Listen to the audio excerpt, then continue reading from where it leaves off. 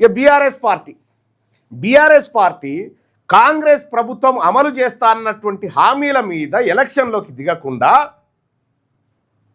ఉద్యమ మాటలతోని కాలం గడిపింది. ఎందుకంటే రేవంత్ రెడ్డికి తెలుసు, కేసీఆర్కి తెలుసు, ఇది మనం వేరే ఎజెండాల మీద నడవకూడదు, కేవలం ఫోన్ ట్యాపింగ్ మీద నడిపించుకోవాలని. ఇక భారతీయ జనతా పార్టీ ఈ గొంగట్లో కూర్చొని ఇంటికి ఏరుతా ఉంది.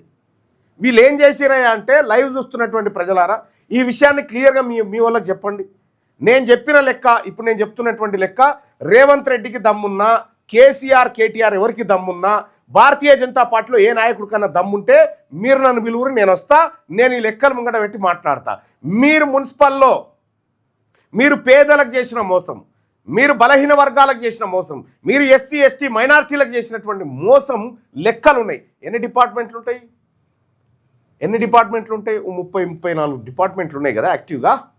ఈ డిపార్ట్మెంట్లలో ఈ దొంగ రేవంత్ రెడ్డి, ఈ దొంగ మాజీ ముఖ్యమంత్రి, ఈ దొంగ పార్టీలు, ఈ దోపిడీ కుల పార్టీలు ఏం చేసినాయో ఒకసారి లెక్కలు చూసుకోవాలి.